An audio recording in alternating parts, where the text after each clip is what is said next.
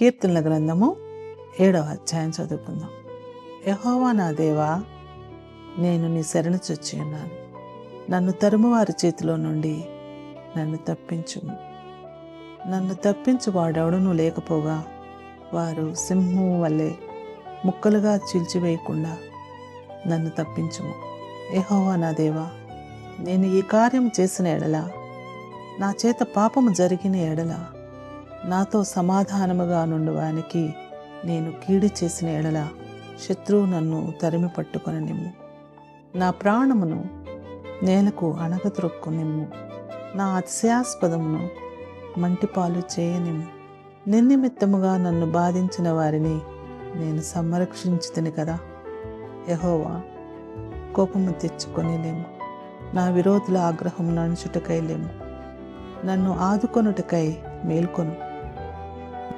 న్యాయ విధిని నీవు నియమించి ఉన్నావు కదా. జనములు సమాజముగా కూడి నిన్ను చుట్టుకొన్నప్పుడు వారికి పైగా పరమందు ఆసీనుడు కమ్ము.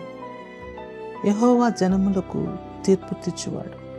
యెహోవా, నా నీతిని బట్టి, నా యథార్థతను బట్టి నా విషయంలో నాకు న్యాయము తీర్చుము.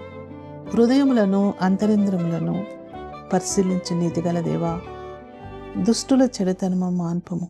నీతిగల వారిని స్థిరపరచు. యథార్థ హృదయను రక్షించు దేవుడే నా కేడమును మోయివాడై ఉన్నాడు. న్యాయమును బట్టి ఆయన తీర్పు తీర్చు. ఆయన ప్రతిదినము కోపపడు దేవుడు. ఒకడు మల్లని ఎడల ఆయన తన ఖడ్గమును పదును పెట్టు. తన విల్లు ఎక్కుపెట్టి దాన్ని స్థిరపరిచి ఉన్నాడు. వాని కొరకు మరణ సాధనమును స్థిరపరిచి ఉన్నాడు.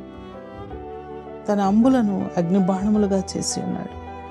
పాపమును కనుటకు వాడు ప్రసవవేదన పడుచున్నాడు. చేటును గర్భమును ధరించిన వాడై అబద్ధమును కని ఉన్నాడు.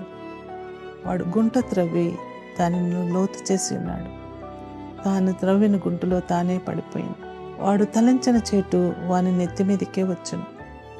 వాడు యోచించిన బలత్కారము వాడి నెత్తి మీదకే పడును. యెహోవా న్యాయము విధించవాడని నేను ఆయనకు కృతజ్ఞతాస్తుతులు చెల్లించెదను. సర్వోన్నతుడైన యెహోవా నామమును కీర్తించెదను.